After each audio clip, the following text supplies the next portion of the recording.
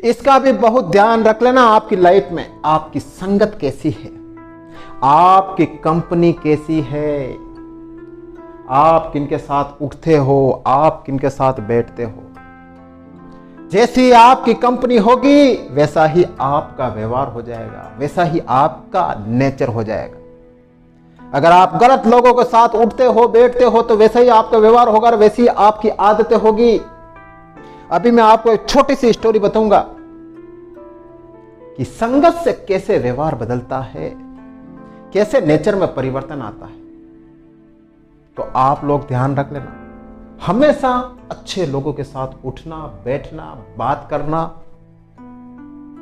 आपको लगता है कि यार मेरा दोस्त गलत संगत वाला है, छोड़ दो उसका साथ। आप सोचोगे नहीं यार उसकी आदतें मेरे अंदर नहीं आ सकती है, ये बात दिमाग से निकाल देना। अभी नहीं आएगी लेकिन धीरे धीरे धीरे उसकी बातें आपके दिमाग में चढ़ती जाएगी, उसका व्यवहार आपके माइंड में उतरता जाएगा और फिर उसकी जैसी आदतें हैं, उसका जैसा व्यवहार है आपका भी हो जाएगा। एक बार एक सेठ होता है, किसी व्यापार से दूसरे गांव में जाता है, अपने साथ अपने 3-4 वर्करों को भी ले जाता है। तो जब वो दूसरे गांव में जाता है तो बीच में जंगल पड़ता है, तो उस जंगल से रास्ते से वो गुजर रहा होता है। तो बीच में कुछ ऐसी पहाड़ी नुमा जगह आती है। जैसे ही वो सेठ अपने वर्करों के साथ में वहां पहुंचता है तो एक तोता वहां पर बैठा हुआ होता है पेड़ पर, और वो तोता चिल्लाता है, देखो देखो एक सेठ आया है, तुरंत बाहर निकलो और सेठ को लूट लो। यह बात जब उस सेठ ने भी सुनी और अंदर उस पहाड़ी नुमा चट्टान के अंदर कुछ डाकू भी छुपे थे, वो बाहर आ गए और उस सेठ के पीछे पड़े लूटने के लिए। तो वहां से वो वर्कर भी भगे और वो सेठ भी दौड़ता दौड़ता भगा। कैसे भी करके उस सेठ ने अपनी जान बचाई और वो आगे निकल गया। वो बहुत थक गया था, बहुत हताश हो गया था और उसको बहुत जोर से प्यास लगी थी। फिर थोड़ा सा दूर जाता है, उसको एक कुटिया दिखाई देती। इस कुटिया के ऊपर एक तोता बैठा हुआ होता है। तो वो तोता क्या कहता है कि सेठ आइए, अंदर आइए, जल पीजिए, पानी पीजिए, आराम करिए और रेस्ट करिए। तो वो सेठ सोचता है यार कि एक तोता कहता है कि लूटो लूटो इस सेठ को, और दूसरा तोता कहता है कि आइए अंदर आइए, बैठिए, जलपान करिए। वो सेठ उस कुटिया के अंदर जाता है। उस कुटिया के अंदर एक साधु होते हैं।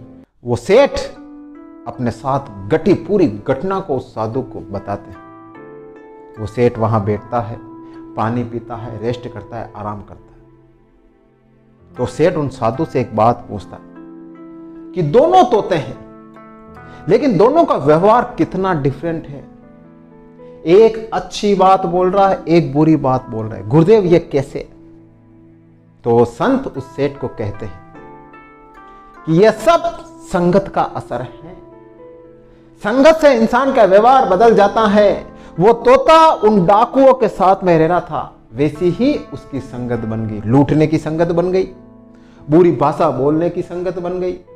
और ये तोता मेरे साथ रह रहा है तो मेरी संगत में आ गया है, अच्छी बातें बोलता है, अच्छी संगत में रहता है। तो उस साधु ने उस सेठ को समझाया कि जीवन में हमेशा अपनी संगत अच्छी रखना, जैसी तुम्हारी संगत होगी वैसा ही तुम्हारा व्यवहार बन जाएगा।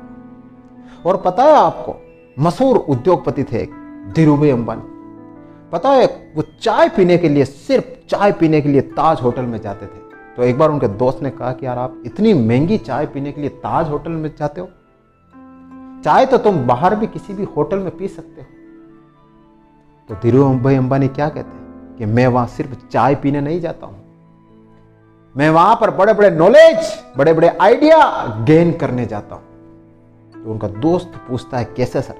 कि जब मैं वह चाय पीता हूं ना तो मेरे आसपास बहुत बड़े बिजनेसमैन बैठे होते हैं, वो बिजनेस की चर्चा करते हैं, बिजनेस के आइडिया बताते हैं, तरह तरह नॉलेज की बातें करते हैं। मैं वहां चाय पीने के बहाने उनकी बातें सुनता हूं, उनके संगत में रहने की कोशिश करता हूं, उनसे नॉलेज लेता हूं, उनसे आइडिया लेता हूं। तो ये होता है संगत का असर।